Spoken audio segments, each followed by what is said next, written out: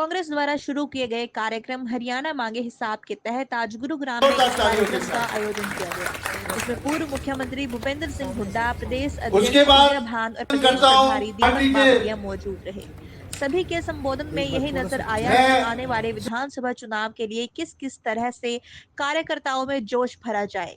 कार्यकर्ताओं को साफ तौर पर इस कार्यक्रम में मार्फत यह भी बताया गया है कि आप आगामी चुनाव के लिए पूरी तरह से तैयार रहें और जनता के बीच जाकर कांग्रेस द्वारा किए गए सभी कार्यों को बताएं। इसके अलावा पिछले 10 साल में जो बीजेपी ने वादे किए थे उसमें से कितने पूरे हुए हैं, इस बारे में भी लोगों को बताएं।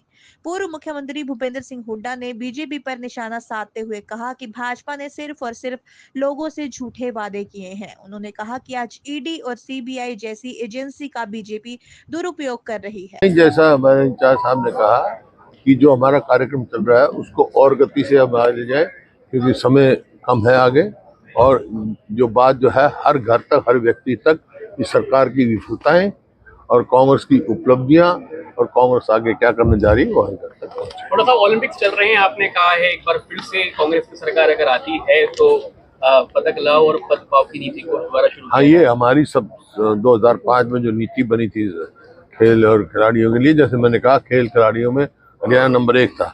यहाँ 2010 में जब कॉमनवेल्थ हुए, देश को 38 गोल्ड मेडल मिले थे। 38 में 22 हरियाणा के। ओलंपिक हुई, 6 मेडल मिले हरियाणा को, तो अपने 4 हरियाणा के 6 में से।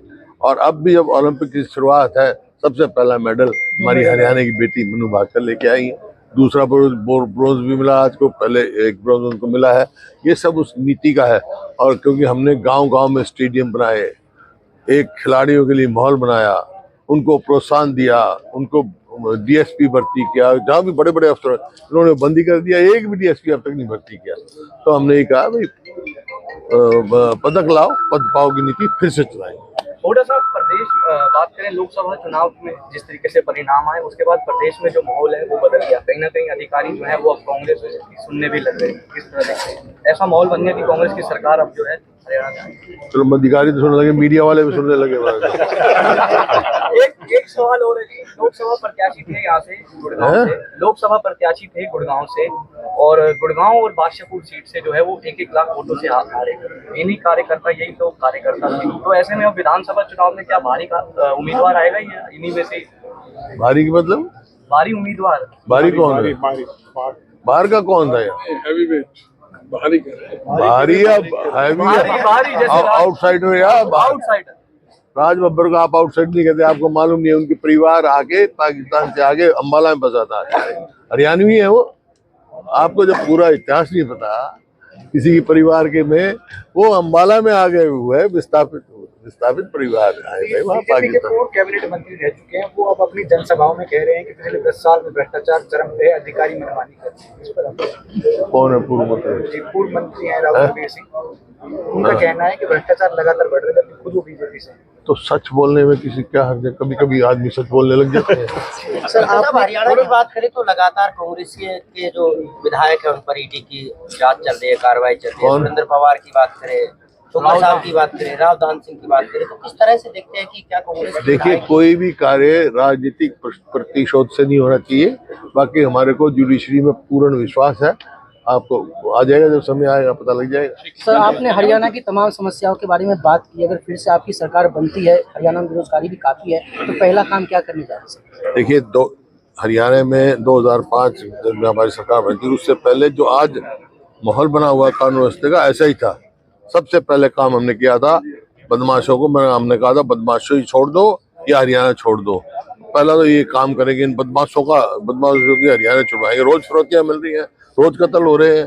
हर मतलब ये तो केंद्र का वो है सोशल प्रोग्रेसिव इंडेक्स, उसने कहा है कि हरियाणा अनसेफ स्टेट है, असुरक्षित प्रदेश है। तो सोचते। दूसरा, ड्रग में हरियाणा में जो अब्यूज ऑफ ड्रग आप देखें, पहले नहीं था, पंजाब से भी ज्यादा मौत हुई है।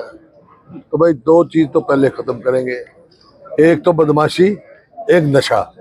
जो नशे से हमारी युवा पीढ़ी बर्बाद हो रही है, और रोजगार के साधन पर। जब देश का माहौल, प्रदेश का माहौल जो है शांति प्रिय होगा तो इन्वेस्टमेंट भी आएगी, रोजगार के वो भी मिलेंगे, हम भी 2 लाख जो है पक्की नौकरियां लगाएंगे।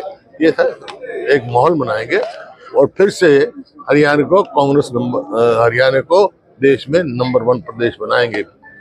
आज की ये जो मीटिंग थी एक चुनाव के जो हमारा जो हरियाणा मांगे हिसाब अभियान चल रहा है उसको और गति में लाने के लिए, और इसके साथ साथ चुनाव संबंधित हमारी तैयारी भी हो जाए, डोर टू डोर कैंपेन हो जाए और एक व्यापक लोक जनसंपर्क बने, उसकी तैयारी के लिए आज का जो है मीटिंग रखा गया था। हरियाणा मांगे हिसाब में किस तरह का चीजें मिल रही हैं, किस तरह की समस्याएं हैं और सरकार के खिलाफ किस तरह का रोष लोगों में नजर आ रहा है? लोगों में के मन में रोष है, किसानों के मन में रोष है, युवाओं के मन में रोष है, और पूरे हरियाणा की जनता जो है जो प्रकार से सरकार सबको अपमानित कर रही है, सबकी प्रताड़ना कर रही है, सबको भ्रष्टाचार का शिकार बना रही है, उसके बारे में बड़ा आक्रोश है। अनिल विज ने एक बयान दिया है कि राहुल गांधी जो है लोकसभा में महाभारत ना करे, इस तरीके का एक बयान आज अनिल विज के सामने आया है। अनिल विज जी जो कहते हैं उसका क्या संज्ञान ले, उसकी पार्टी खुद ही उसको पूछती नहीं है और आप कहते हैं कि हम उसका संज्ञान लें।